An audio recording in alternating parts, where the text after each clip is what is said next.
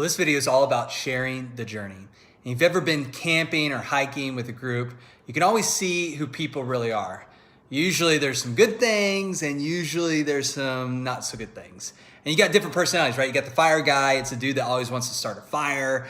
You usually have the cook, the person who can tell you how to cook a steak to perfection. Then you got the person who suggests all the crazy ideas, one right after another. And then you got the safety person who follows all the rules and complies and is always getting on to the crazy person. Then there's the person who always seems like they know everything about nature, right? They're teaching everybody else about all the different kinds of trees and plants and animals around them. What makes the camping trip so amazing is that everyone else is using their gifts and their passions to help the group as a whole. And this is exactly what God wants us to do in the church.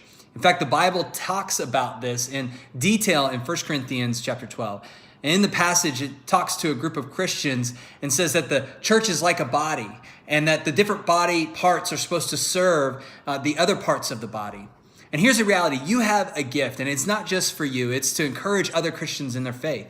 And as each person brings their gift to the group, it benefits the whole. And each of us are using these gifts is really an expression of love. And that's why the next chapter in 1 Corinthians is actually 1 Corinthians chapter 13, which is all about love. And so I want to encourage you, whatever gift you've got, you maybe have an administrative gift, or you got a gift to be friendly, or you got a gift to teach different people about the Bible, or maybe you got multiple gifts, but simply to use those gifts for God.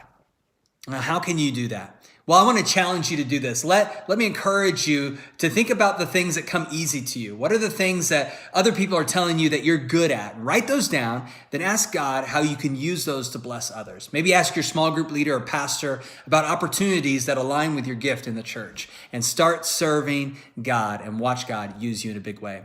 And not only does God want to use you in this way, but he also wants us to share our financial resources.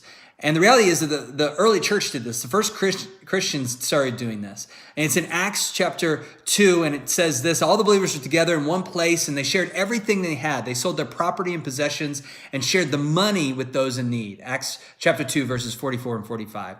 Now that's generosity when you share everything. And here's what is even more amazing, that these people hadn't been Christians very long, and yet they were so generous. It's incredible.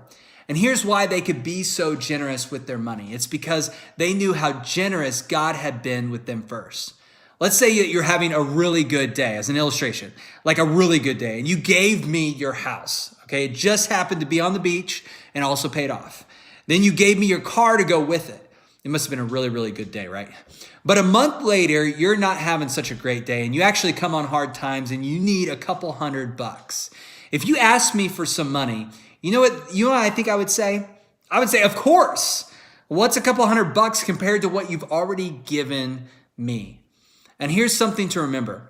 And an understanding of what we've been given produces generosity in our lives. Why? Because that understanding transforms our heart. This is why we can give the tithe, the 10% of our income. And maybe you've heard of the tithe before, but it's basically 10% of what you make. And this was a standard that was used by the people of God in the Old Testament and became the norm through the centuries for the church. And it's an act of obedience out of love and gratitude. Now that 10% might scare you, but don't let it. Instead, let it encourage you. Let me encourage you with this: to start being generous with your time, gifts, energy, and financial resources, and watch God bless you in return. And don't let that number or percent stop you. Start where you can now and watch as God shows you, as you are generous, that he's going to bless you.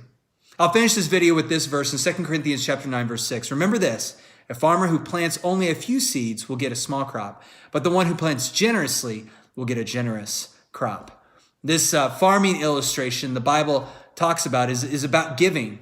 And if we give generously, God will see that generosity and bless in proportion to that sacrifice. Look at what verse 10 says of that same chapter. For God is the one who produces seed for the farmer and then bread to eat. In the same way, he'll produce and increase your resources and then produce a great harvest of generosity in you. 2 Corinthians chapter 9, verse 10. Now, sometimes that blessing is financial and sometimes it's not. Either way, you can know this: you can't outgive God, and your needs will always be met as you're generous to others. This is the reality of being generous. It's just what God does. I want to challenge you with this week. Try it. Give something. Let it stretch your faith.